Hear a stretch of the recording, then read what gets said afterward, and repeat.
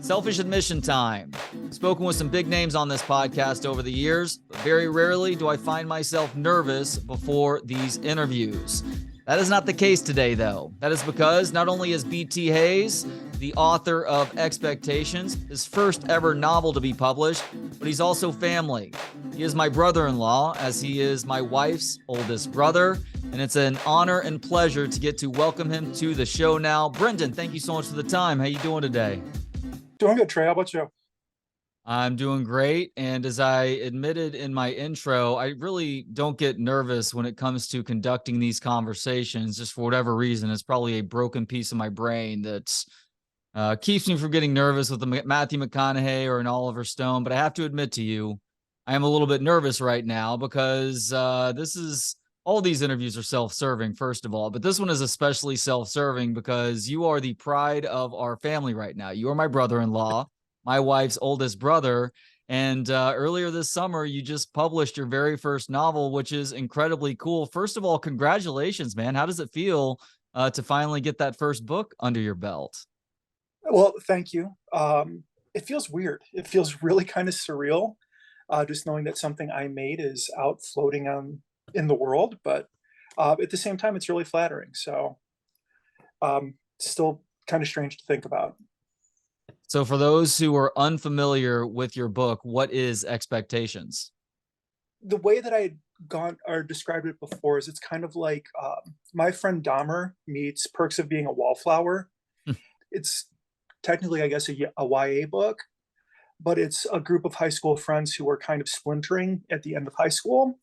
And for some of them, it means they're starting to realize like what relationships mean and things like that. And for another member of the group, it's kind of starting to give into these darker impulses he's had. So it's a lot darker than I think most people probably expected. Yeah, it's so interesting because it is young adult in terms of the two main protagonists and then the antagonist all being high school age, but it doesn't necessarily read like that. So even though, the most common reader may be high school age because they can relate most to some of the problems that are being talked about, I think there is a wider appeal with this book too. I'm curious, just how far back does this project go? When did you decide that you wanted to write a book like this, and how long did it actually take to do so? I actually wrote this in 2018, so the whole publication process took a bit. But it was something that I just sat down. I cranked out the first draft in about a month, give or take a couple days, and then I spent the next like year and a half editing and revising and everything else. So it's going back a ways.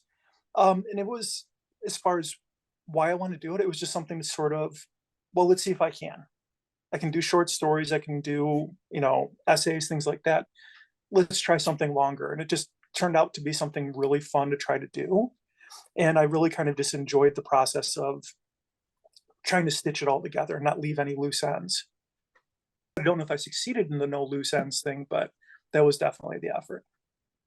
No, I think you did a good job of sewing up every possible loose end by the end without giving away too much. And that's always one of the tricky things about talking about a novel, some work of fiction, is you don't want to give away too much because you want to encourage people to read the book. So I'm going to try and ask some of these questions in a vague enough way that it's not giving too much away. But in talking with my wife about it, your sister, after we both had read it, and then also your mom, who now lives down here in Texas near us as well, there were different elements that we all agreed upon that we really loved about the book, and then also things that independently we enjoyed that kind of helped enlighten the other person as well.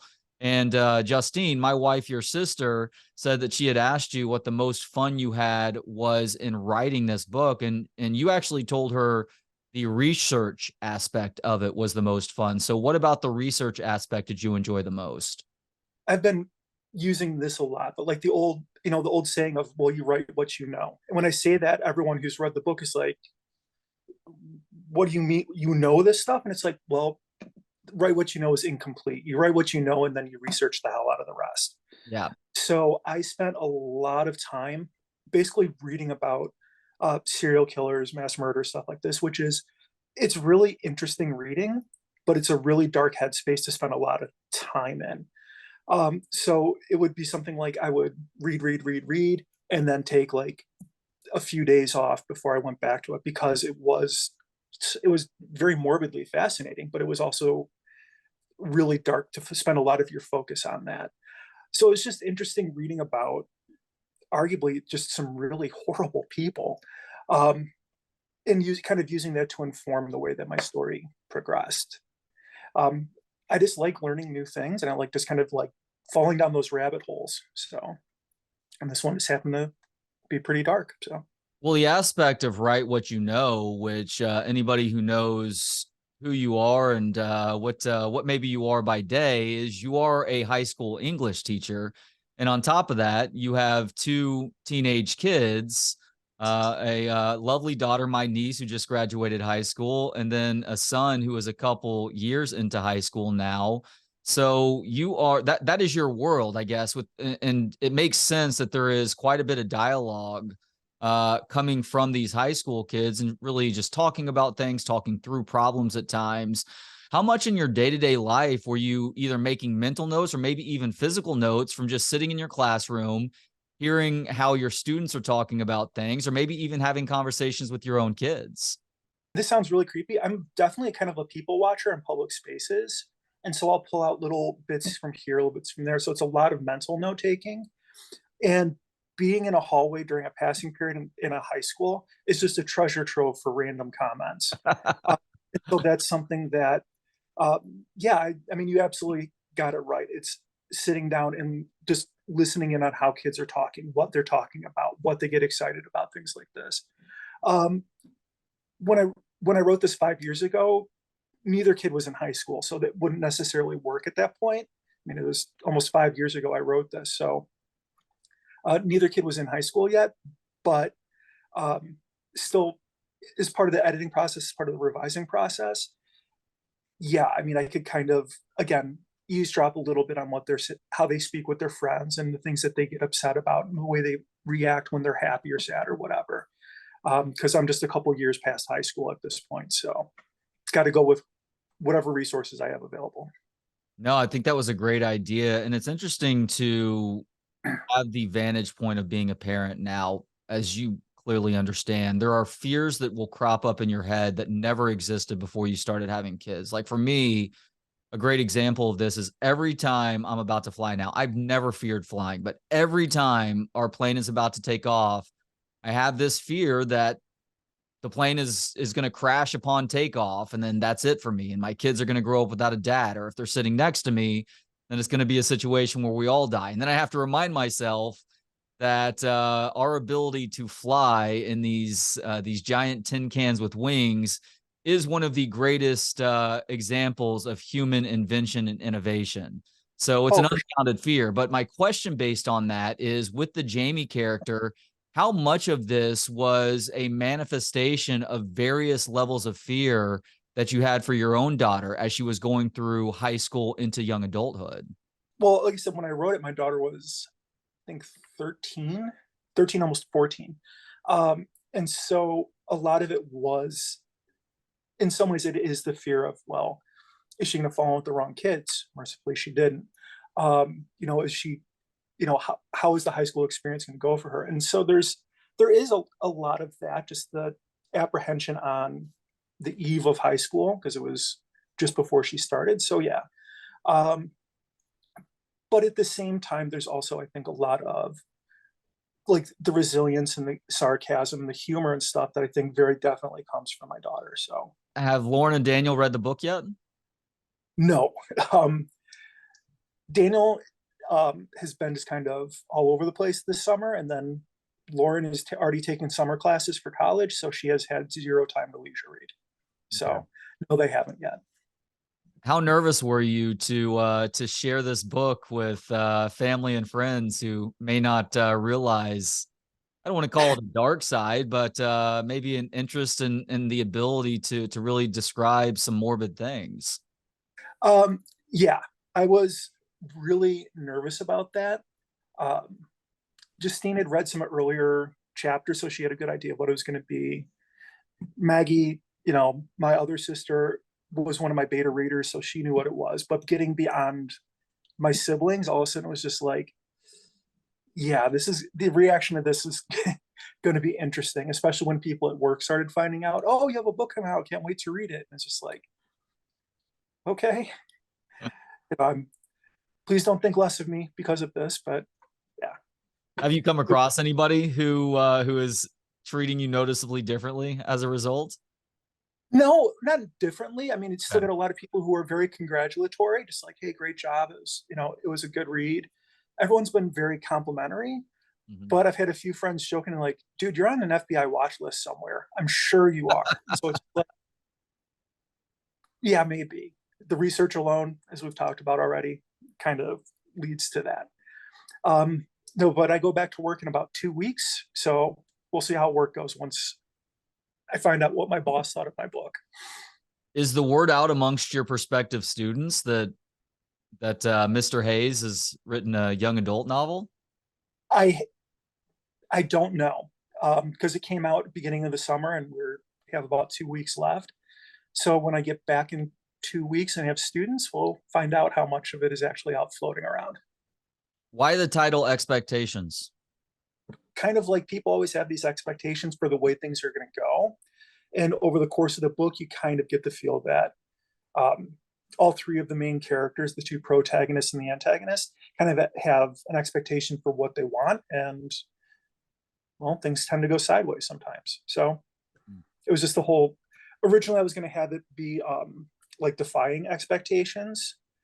Um, but the publisher said, well, that sounds like a self-help book. And I Mm. thought that was a fair point. So we just shortened it to expectations. And how much did you enjoy really getting to play with people's preconceived notions about who or what somebody was? Because that wasn't really all that evident until the end. I guess that kind of plays back into the title a little bit, doesn't it? Yeah. Um, the idea just that, I don't know, we have so many like kind of like tropes and stereotypes ingrained in our media consumption that um, playing around with that a little bit was just a way of, I mean, kind of giving the ending at the beginning, because the beginning of the book opens up chronologically towards the end. And that's apparent from the second page. Um, so having that in place from the start, but still being able to have kind of that twist end at the end, a lot of that is playing with um, those tropes or those stereotypes that we find within, genre fiction. And so it was just a way to see basically, can I manage to pull this off? Again, I'm pretty happy with how it turned out. It's just taking what people expect to hear, expect to read, and sort of using it against them. And it was kind of fun to do that and have it be as successful as I feel like it was. So generally speaking, then you had a good idea of what you wanted to do, beginning, middle, and end when you started this project. Like you knew you wanted to drop some not very obvious hints about where this was headed, and then have it tie all together at the end. Yeah, I mean, when I sat down to write it, I knew exactly how I wanted to start and how I wanted to end. Excuse me, and everything in the middle, it was just got stitching the two bookends together. Mm. And so, I think I wrote the first chapter first, and I wrote the last chapter like right after that, and then it was just connecting them in between. And that was really kind of uh, the fun part of doing it, because I had the idea pretty quickly for the start and the finish, and so the work was just making that connection work, kind of fit and not have loose ends and have it make sense. You have plans to write another book? I have a couple ideas. I haven't really sat down and done anything serious as far as drafting yet, but I have a couple ideas. Definitely not as dark as this one. And every new experience is a learning experience, if nothing else. And this experience has led to the success of you getting that first novel written and published too.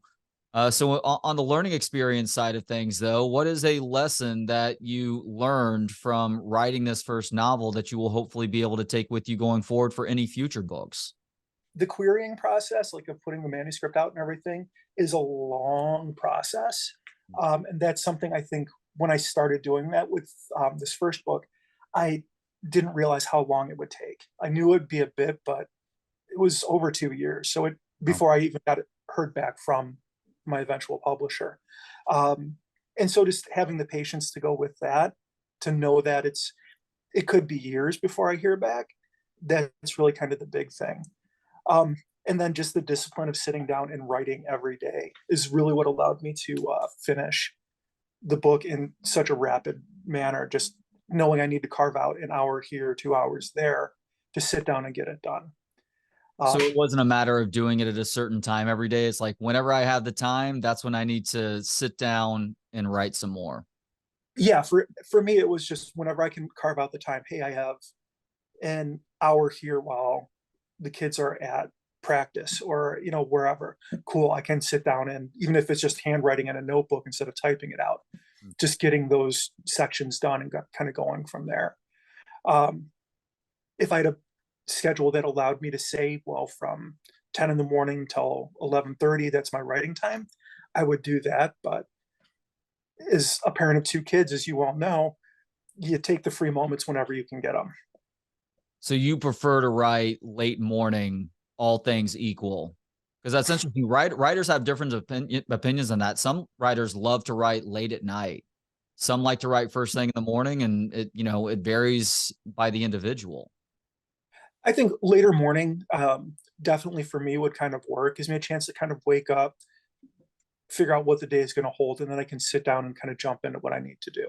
After the coffee, is that a chance to kick in also? Exactly right. I feel you there. Well, he is BT Hayes. The new book is called Expectations. Technically, it is a young adult novel, but I think it's one that does have a wider appeal than that. You can get it now on Amazon. Brendan, thank you so much for the time today, man. Congratulations on this, and I look forward to our next conversation when novel number 2 comes out. Sounds good, man. Thanks for having me.